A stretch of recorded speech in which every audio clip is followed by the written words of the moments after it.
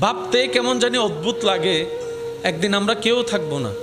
এমন অনেক মানুষ আজকে কবরে শুয়ে আছে যারা জীবনে নিঃশ্বাস নেওয়া অবস্থায় মরণের কথা হয়তো মনেই রাখে নাই। আজকে মরণ তাদেরকে এমনভাবে আলিঙ্গন করেছে, টেনে হিস্ট্রে মাটির নিচে নিয়ে গিয়েছে।